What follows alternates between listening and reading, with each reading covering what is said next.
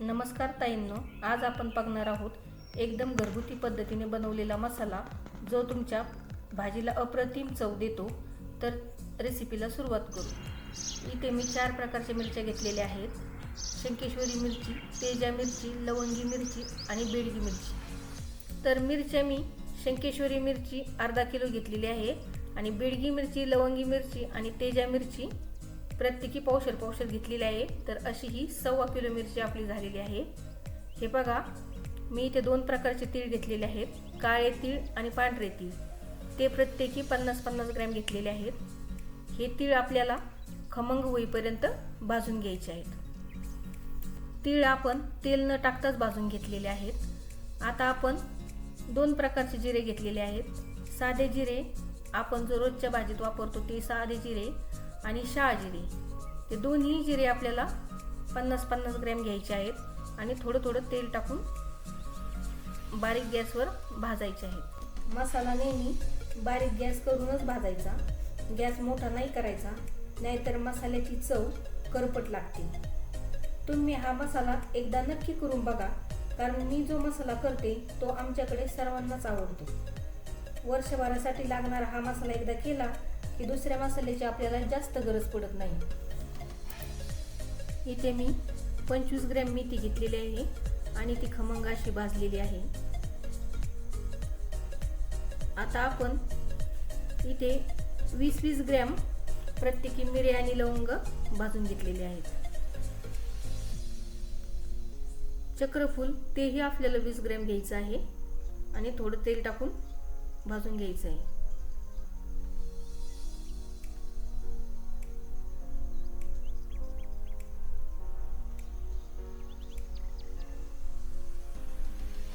त्रिफळा आणि नाकेश्वर आपल्याला प्रत्येकी 10-10 ग्रॅम घ्यायचं आहे।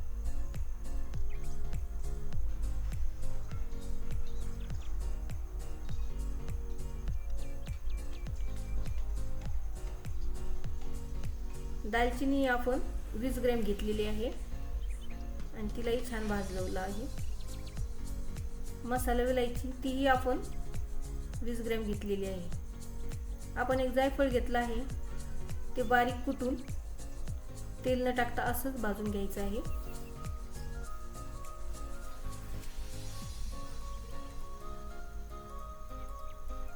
बडीशेप मी 50 ग्रॅम घेतलेली आहे, तिलाही तेल न टाकता भाजून घ्यायचं आहे।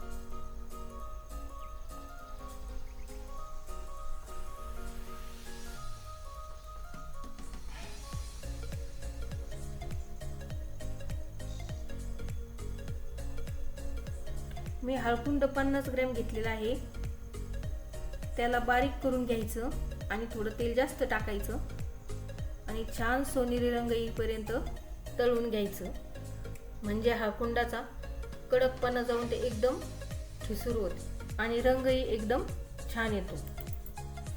मी आता यासाठी 400 ग्रॅम धने घेतलेले आहेत आणि ते थोडंसं तेल टाकून सोनेरी रंग येईपर्यंत भाजून घेतले आहेत। तुम्ही पाहू शकता किती छान असे धने भाजलेले आहेत आपले। आता बघा, आपण काही वस्तू अशा घेतल्या आहेत की ज्या आपण न भाजताच टाकल्या आहेत। तर त्यामध्ये 20 ग्रॅम जायपत्री, 20 ग्रॅम रामपत्री, 20 ग्रॅम दगडफूल, 50 ग्रॅम खसखस, 50 ग्रॅम तमालपत्र आणि 10 ग्रॅम हिरवी वेलची घेतलेली आहे। आता या सर्व मिरच्या आपल्याला थोडं तेल टाकून भाजून घ्यायच्या आहेत आणि हा सर्व मसाला आपल्याला मिरची कांडपमधून कुटून आणायचा आहे। कुटून आणताना 50 ml तेल आणि 100 ग्रॅम मीठ घालायचं आहे। हे बघा, आपण हा मसाला मिरची कांडपमधून कुटून आणलेला आहे।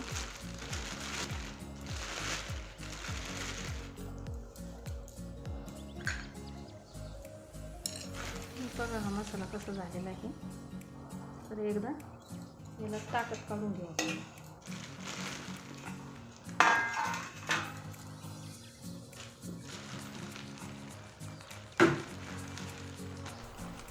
आपल्या मसाल्याला खूप छान असा रंग, वास आणि चव आलेली आहे। तुम्ही पाहू शकता कसा मसाला दिसत आहे। आता मी एक काचेची बरणी घेतलेली आहे, ती स्वच्छ धुवून पुसून उन्हामध्ये वाळवायची आणि हा मसाला काचेच्या बरणीमध्ये वर्षभरासाठी भरून ठेवायचा. तर हे बघा, आपली ही एक आणि ही एक छोटी काचेची ही एक बरणी, असा एवढा आपण वर्षभराचा मसाला तयार केलेला आहे. माझी ही मसाला बनवण्याची पद्धत तुम्हाला कशी वाटली ते नक्की सांगा आणि व्हिडिओ आवडल्यास व्हिडिओला लाईक, शेअर आणि चॅनलला सबस्क्राईब करायला विसरू नका. भेटू अशाच एका नवीन व्हिडिओमध्ये. तोपर्यंत धन्यवाद.